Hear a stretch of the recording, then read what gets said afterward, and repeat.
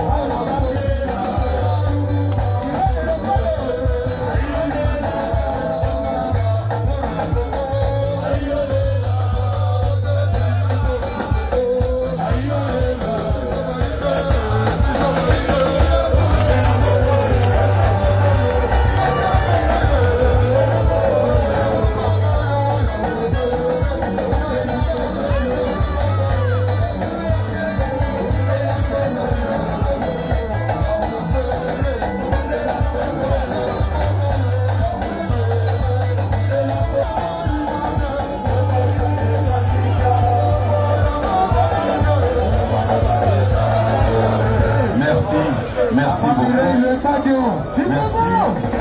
Bon prêter la maboko makasi. Merci. Ça va. IDPS viva. Viva. Nakosenga bino nyonso.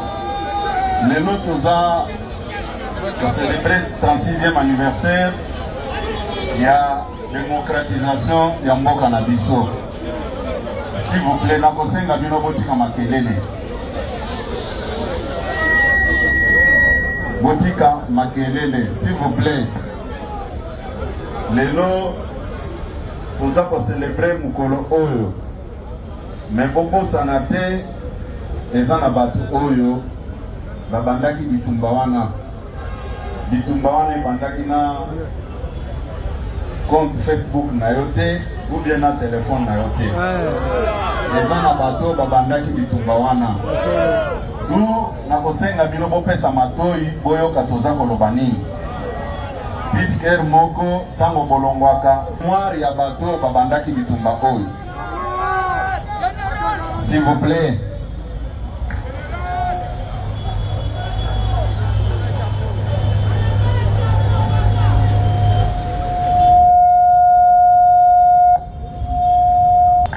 Merci,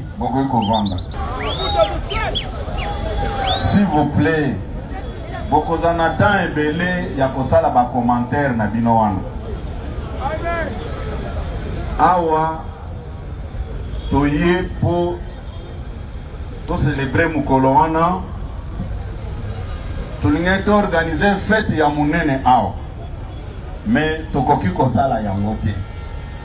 Po ezana minito ndenge toza koloba Kabila na nanga na Kagame bazoboma bandeko na biso. Ekozala vraiment immoral même que to banda ko fêter ndenge bato basala ka fête. Mais tosangani poto yeba ke to utaki wapi. Yango lelo na koloba mingi te. Tokozala na technique pour projeter quelques images pour tango bitumba wane bandaki ebele nanu babota makite. À des fois ba mususu baza ba victime, ce n'est pas parce que balingi ko contribuer na mabe, mais baza innocenté par rapport à âge na bango. Puisque même Zambé moko que mon peuple périt par manque de connaissances. Et ça na makambo ebele bato ebele bazana ba histoire moko sombre na kata parti na biso. Lelo tulubaka les 13 parlementaires babandaki bitumba oyo. Mais eloko nesamaki papa Etienne Tshisekedi wa mulumba de res mémoire bobetele maboko makasi. Adversaire Nabiso a préféré qui fragiliser combat oyo ba père fondateur babandaki ba exploitaki na condition sociale ya ba mususu pona ko débaucher ba mususu pona ko créer ba IDPS mususu nyonso wana pona ko fragiliser combat. Yango na koyebisa bino ke IDPS créé en 1982. Écoutez, na makambo ebele. Basalaki tout pour na ko dédoubler yango. Yango na lobaka souvent sous notre régime ici. Na kotikala jamais kozala partisan ya dédoublement ya ba parti politique. Puisque biso moko toza ba victime, toyebi conséquences nango. IDPS vivant. Lelo eza mukolo munene. Lelo eza mukolo munene parce que naza komona ke bolingi parti na biso bolingi yango même esika tata mokonzi ya ekolo azali tango bakosala ba rapport et pas ba service ayebi bien que azana base na ye très solide bobetela mokonzi ya mboka maboko makasi botele mabotombola maboko signe ya loyauté envers mokonzi ya mboka botombola maboko likolo mokonzi ya mboka base no yango wana, base no yango wana eza intacte. Boza kolanda ngai malamu, bobetela mokonzi ya mboka maboko makasi. Merci, bovanda, bovanda. Soki tomemi mutwawa elingi koloba teke aye kwa dere ao. Puisque tango to présentaka batu, registre ezalaka te, président cellulaire, ni sectionnaire, ni fédéral, bazaka na bango à titre symbolique. Boza kolona ngai, bombete la maboko makasi. Yango, pour gagner du temps, tokokende lombango avant tozonge la makambo ya mukolo ya lelo. Boza koyoka ngai mingi bana Félix Tshisekedi. J'ai été contacté et par combattante Nabiso Oyo to présenta bino ao. Président fédéral Yaluku Ngazali, président fédéral, oui, vice-président Zali, nakanisi Mama Antoinette Gipulu ayaki ko formaliser makambo na na selile pa na bino yakawa yakawa ou soit tellement na di bokende ko pesa ici chez nous à l'IDPS. Contrairement à la campagne on a monaki Kabuya a violé les statuts. Yo yebi statut ko le kangati. Je suis l'un des rédacteurs et statut oyo. Bozakola nangai l'équipe de 26 oyo rédigea statut oyo okokuta kombo ya Augustin Kabuya eza na 6e niveau. Bozakola nangai bombete la maboko makasi. Oui, monsieur le vice-président fédéral Nazako Tuna Boye Maman Antoinette Gipulu Oyo a décidé pour adhérer na kati ya parti na biso IDPS. Est-ce que vous formalisez qui makambo na adhésion ndenge ezalaka recommandé na statut? Tosalaki yango mon général akotaki na cellule ya clinique na section ya Gombe aza enregistré comme membre du parti IDPS Tshisekedi. Maman Antoinette telema bamona yo puisque makelele ezalaki ebele. Ok, merci beaucoup. Et puis ezana maman Mireille na évité ce qui est pe azali wapi? Ok, vice-président fédéral maman Mireille pe omemaki na cellule pour adhérer ndenge maman Antoinette adhéraki.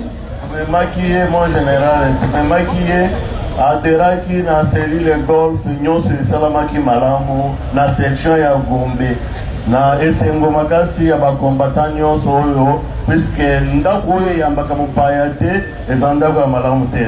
Merci beaucoup. Bobetela bango maboko makasi.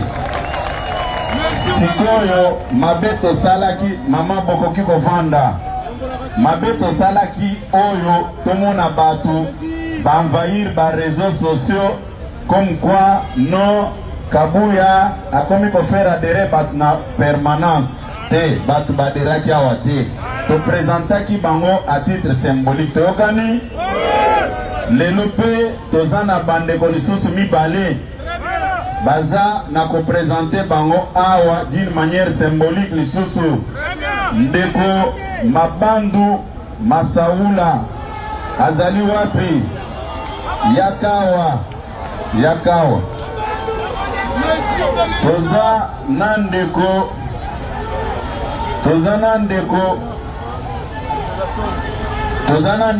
Bokolo Mongo Celestin aza wapi? Oui, yakawa bino mibale boyao.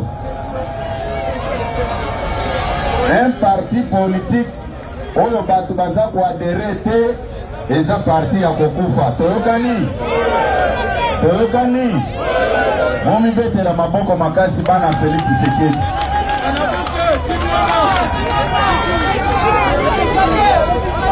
Boyawa. Oui, telema wana. Ndeko mususu aza wapi? Oui. IDPS viva. Nalingi koyebisa bino boye. bandeko tango bazoya kuadere na parti, c'est-à-dire basepeli pona kuakompanye mokonzi ya mboka kokota na parti na ye. Discours oyo nayokaka bamemeli biso bakabiliste basali boye, eza discours ekozala na place na kati ya famille politique ya papa Félix Tshisekedi te. Toyokani malamu obetela mokonzi ya mboka maboko makasi. Soki natuni bino ke gouvernement oyo toza nango eza ya 56 membres ou 57 si je ne me trompe pas. Est-ce que 57 membres nyonso wana bautaki na UDPS awa? Tata mokonzi ya ekolo a mis en place o nyonso asepeli kwa akompanye ye akosala musala na ye. Toyokani bombetela maboko makasi. Ndeko Mabandu Masaula aza mwana changu. Bana changu bazali awa. Président fédéral ya changu azali awa. Président fédéral okomema ndeko Masaula na cellule na ye pour adhérer d'une manière officielle. Toyokani ndeko Masaula base ya UDPS bazali komona yo. Dès demain okutana na président fédéral, président Minga. Après kokutana na ye yende akorienter yo na cellule na yo et pas président sectionnaire na yo. Toyokani tozana ndeko Bokolo Mongo Celestin ye aza mwana Moamba. Bobetele pe maboko makasi. Aye kuadere awa te. Awa ngai naza ko présenter ye comme nouveau membre.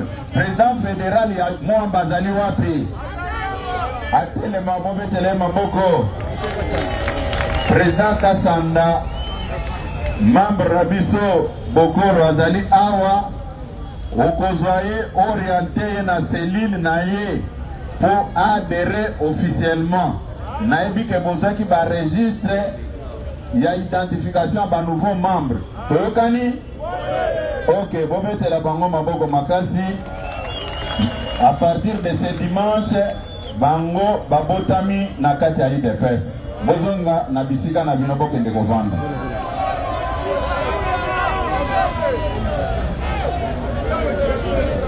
Oui. Batu nyonso ba accompagner bango. Boko accompagner bango bokende ko adhérer na cellule oyo bakolakisa chaque nouveau adhérent. Bombetela maboko makasi.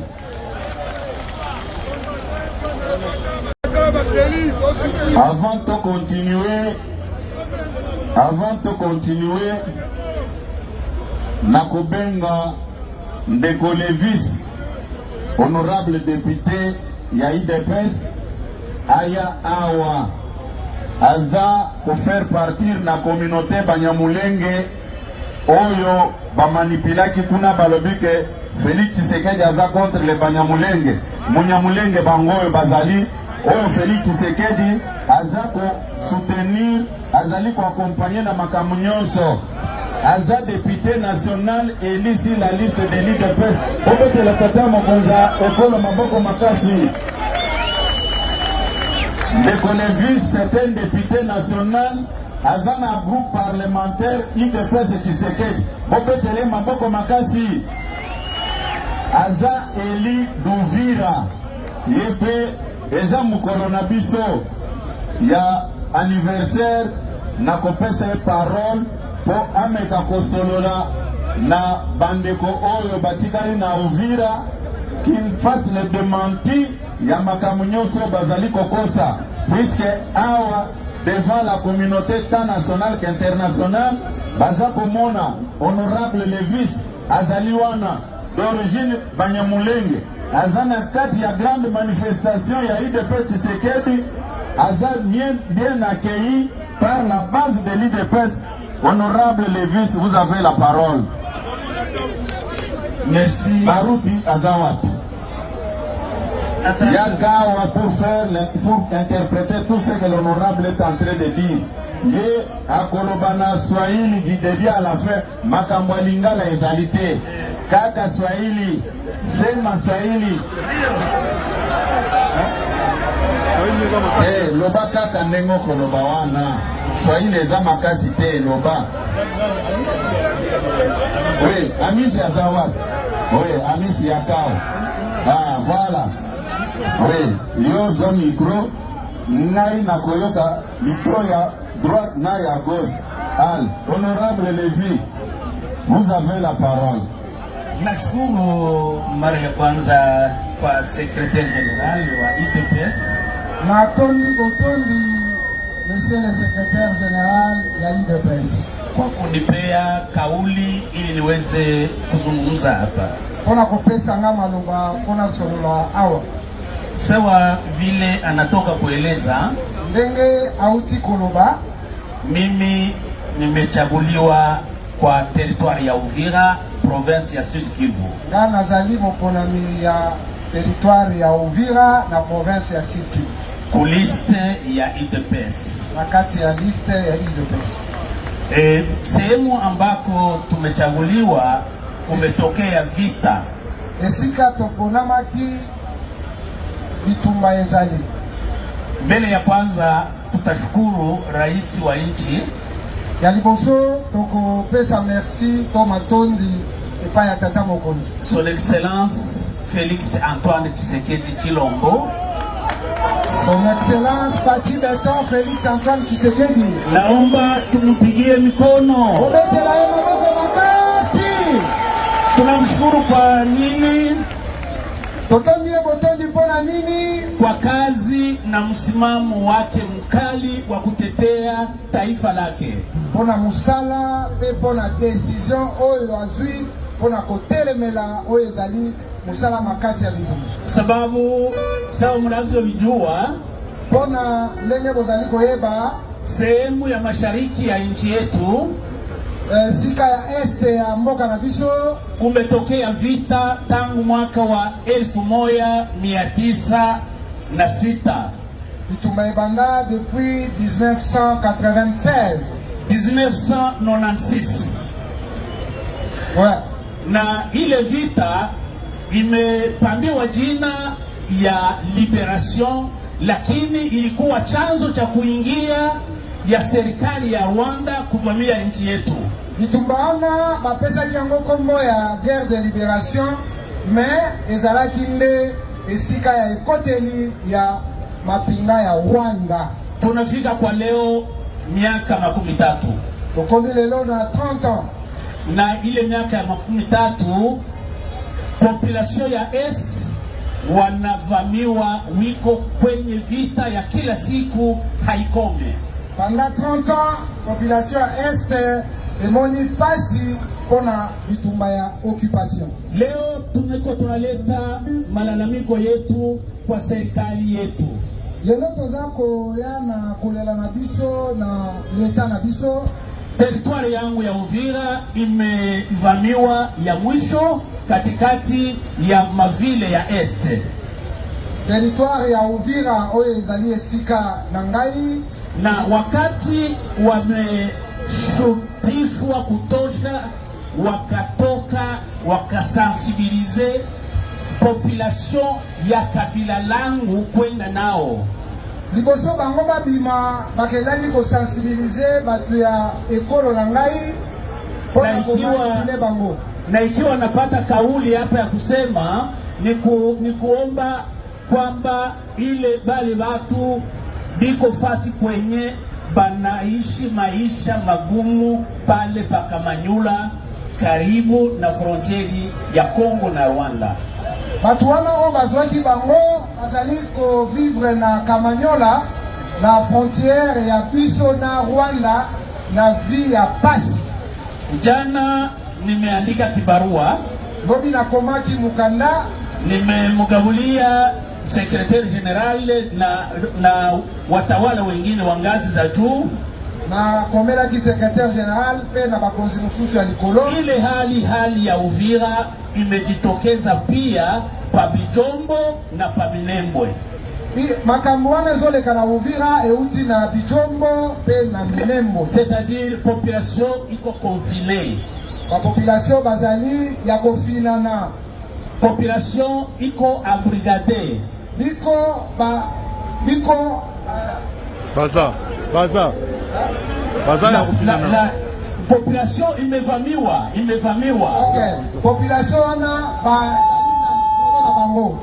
Tunaomba kuweza kuwatoa kwa ile hali ili nao wapumue, watembee, wafanye biashara, sababu njia zote zimefungiwa, sababu wameshikiliwa na force d'agression rwandaise. Tosengi bango ba population bazala libéré, basala misala na bango, bateka, bamiluka ndenge ba population musu bazalaka na kati ya liberté. Population yote ya Congo, peuple congolais, tunaomba kwa peuple congolais, tosengi na population nyonso ya Congo, tushikane mkono kwa mkono, tozala la main dans la main, tusaidiane kupigana vita sawa mtu mmoja. Tosengi tozala mutu moko pona kobunda bitumba. Tukiungana kwa umoja tutapiga vita na tutaishinda. Soki tozali elongo tokobunda pe tokolonga. Pale hatuwezi kusita hata kidogo, sababu kazi ambayo Rais Felix Antoine Tshisekedi amefanya, tutu moko ke ezali na musala oyo tata mokonzi asali, négociation zenye ame obligé kufanyika, masolo oyo azali kosalisa na zimeweza kuleta pumziko kidogo au ouf de soulagement kwa peuple congolais, ijapokuwa wamoja kati yetu wangali kwenye uvamizi. Epesi esengo peza kopesa mwa liberté. Ndamalizia pale na kusukisa awa nikishukuru kazi ya diplomasi agissante kuna kutonda na musala ya diplomasi ya tata mokonzi, sababu tunaweza kuinuka na tumejua ya kwamba pamoja na Mungu wa mbinguni tutashinda vita. Yango enongona nzambe tozaba longi pe tokolonga. Mungu awabariki nyote, na presidente federali wangu iko hapa, anajua vita yenyewe anapigana. Nzambe hapa mbola bino parce que awa tozali na president federal na biso, ndiyo, na anajua kazi anafanya, ijapokuwa hapa lakini anatumika zaidi kwa sehemu ya ngazi yake. Mungu awabariki. Secrétaire général wa UDPS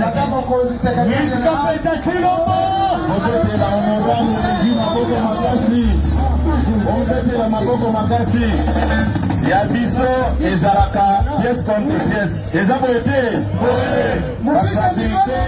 communauté Banyamulenge pona eloba mabe contre tata mokonzi ya ekolo biso tobimisi un élu de l'UDPS ici de la communauté Banyamulenge, l'honorable Lévi. Bobetele maboko makasi. Si il n'est pas de la communauté Banyamulenge qui est derrière le chef de l'État, son excellence Félix Antoine Tshisekedi Tshilombo.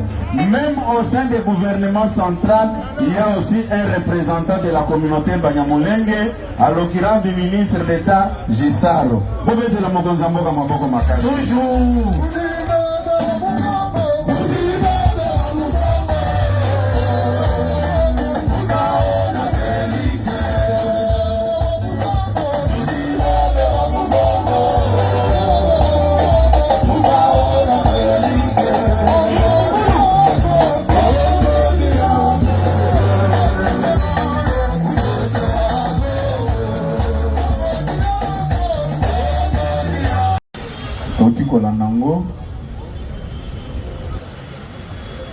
C'est vraiment très touchant na oignon c'est à monaki, mais bao baeb sakabiso place que non, j'ai sacrifié toute ma jeunesse. Mais Papa Etienne Tshisekedi a gagné nini na kombango en termes matériels. Yo sikoyo bakobengisa yo dans un petit bureau pour bape sombongo oya kobundisa parti oyo. Eza malamu te. Soki oyo ki mutu namonaki un aventurier azoleka na ba plateau à télévision. Sa mission était de dénigrer les combats de Papa Etienne Tshisekedi. Mais na évité ceux qui m'ont réfléchi ça qui malamu avant ya ko continuer ko sala makambo azo salon. Tango Papa Etienne Tshisekedi akufi, boyebi bato ebele balobaka soki leader akufi, parti pe esala kanini ekufaka. Mais biso toza ko continuer ko garder flambeau ya Papa Etienne Tshisekedi bitumanaye, puisque je me rappelle encore quand il était question de couper sa position à IDPS à ce qui concerne machine à voter. Nayebi bao tozaki na bango, puisque histoire bako changer en côté. Histoire bako changer en côté, bao bazo kanisaki bako effacer histoire munene ya Papa Etienne Tshisekedi. Bazako se tromper. Bozako landa na malam. Ezana ebele bako zombongo pour trahir le combat de Papa Etienne Tshisekedi. Mais bako li ambongo wana te. Ebele bako tika mbongo wana. Puisque IDPS eza lokola ba parti politique mususu nyonso te. Tu peux avoir de l'argent pour créer moi affaire na yo benyango parti politique. Mais IDPS c'est toute une histoire. Boza ko lana malamu. Botika baoyo baza ko bumbisa parti oyo. Bao bazo soki azimbongo objectif il faut effacer IDPS. Bakotika la ko effacer IDPS te. IDPS ne ko effacer bango. Boza ko lana malamu. Bombete la maboko makasi. Mukolo alelo il faut interpeller bato ebele. Mukolo alelo makambo ezebele ya koloba biso tango Papa Etienne akufi biso tomemi bitumba wana ti na kokomisa IDPS na magistrature suprême, puisque biso toza ba 13 parlementaires te, toza ba père fondateur te, bango basali histoire nyonso oya kobunda contre la dictature. Place soukeli nde place biso tosimbi bitumba wana tokomisi IDPS na pouvoir. Lelo IDPS eza lisusu na statut à partir de l'opposition te, IDPS eza na statut à partir au pouvoir. Nzambe nde asalaki ke makambo ekende ndenge wana. Vous vous rappelez na Bible tango Moïse akufaki, Josué akotisaki bana Israël na terre promise. Josué na biso c'est Félix Antoine Tshisekedi Tshilombo.